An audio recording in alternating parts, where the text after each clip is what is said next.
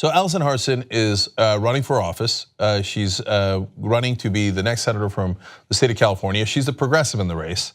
So she is for Medicare for all. She's for higher wages for everyone. And yes, there is a way you can make that happen. They find all the money in the world for defense contractors, subsidies for oil companies, for wars that Dianne Feinstein votes for, and then her husband gets hundreds of millions of dollars in contracts from the Iraq war that she voted for, but somehow they can't find money for higher wages for you guys or for a college education for your kids. Well, Alison Hartson wants to change all that.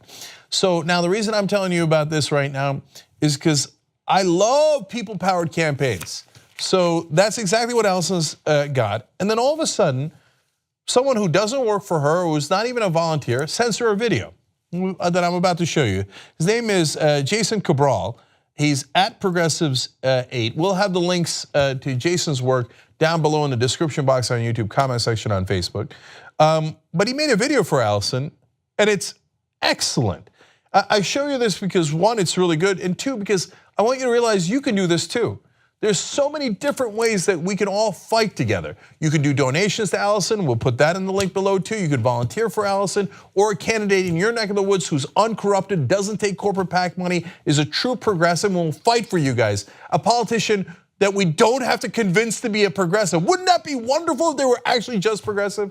But you could also be involved in so many other ways like Jason did here. So get a load of the video that he did somehow, magically. I don't know how he got the footage. I don't know how he put it together with his speech. But a video that he did for Alison that you all should spread around as well. Watch. I worked for a dental management corporation. It was a growing corporation, amazing people that I worked with. And they offered me to take over their insurance department to run it. They would have been making a real pretty penny, like a lot of money. And I took the weekend to think about it. And I came back and I gave them my 2 months notice. And I decided I was going to instead focus on finishing college. I have 8 brothers and sisters, a very large family, and I've been the only person in my family who has been able to have the opportunity to graduate college. And I did that with the fierce determination to become a teacher. And it was difficult, and it was a sacrifice, and it was a pay cut, but at the end of the day, I have always asked myself, what are my values? Where do they come from? Are they mine? And am I really living by them? And that was what helped me make that decision to become a teacher. And it was what helped me make the decision to leave teaching, that what really was my life and is my heart, to fight to get big money out of politics, because I saw while I was teaching that how money in our political system is affecting not just schools as this like objective word, but human beings, my students who I cared so much about and their families. They're first, second, third generation immigrants from Mexico, primarily at the school I taught at, and Vietnam.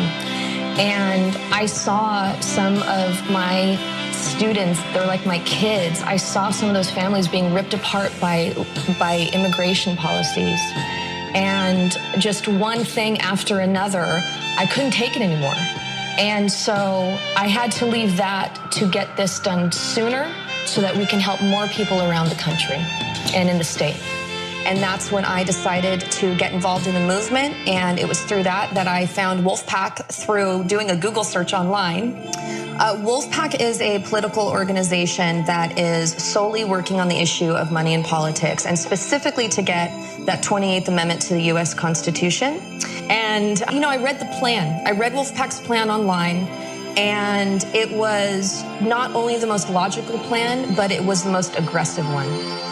And I understand, and I know that the people of this country and the state of California in particular understand that this issue of our democracy being corroded by the wealthy elite who are incapable of understanding, not necessarily bad people, but just incapable of understanding the issues that we deal with is systemic, and it's urgent. It is fiercely urgent. We've got to do everything we can right now, and that's why I made the difficult decision to leave teaching to do this full time. We have to do that. And while we're doing that, we also have to make sure that we have Medicare for all throughout the country, that we have a $15 minimum wage that is tied to inflation. Every human being deserves to make a living wage. And we need to make sure that students who earn their way into college can afford it. We need free tuition for college. We need to deprivatize our public education system. We need to deprivatize our private prisons and our detention centers. The list goes on. They all feed on one another. And so we need people in Congress who are going to understand that all of these issues have to be moving forward at the same time. Dianne Feinstein, not a Democrat. Just because you have a D after your name doesn't mean you're a Democrat. And I think that people are waking up to that reality. And so she is a corporatist. Some people think that she's a Republican, and she's proven this time and again with her votes. You know, she voted for the Bush tax cuts. The Bush tax cuts gave us $1.5 trillion of debt. And she's not going to pay for that. We are going to pay for that. Our kids are going to pay for that. That's what she voted for. She voted for the Iraq War. The Iraq War cost $7 trillion. So she voted for us to spend $7 trillion to kill hundreds of thousands of civilians for what I consider to be an illegal war.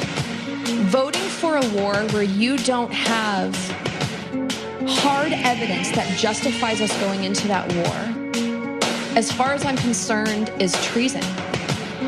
She does not deserve to be sitting in office. I can't believe that she's still sitting in office after the votes that she has cast. She supported the TPP. She's against Glass-Steagall. She supports the death penalty. What? She is for the war on drugs. In 2010, she led a campaign against legalizing marijuana. She is against Medicare for all. Dianne Feinstein is worth an estimated $80 million.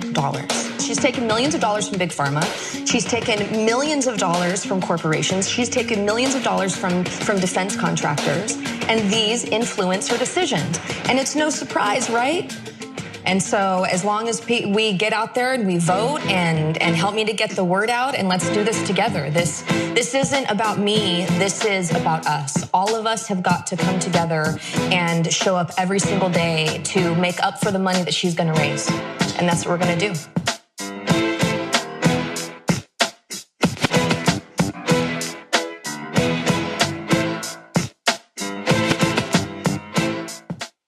AlisonHartson.com. We'll have all the links to help Alison down below. Get in the fight. Volunteer, donate, do whatever you can.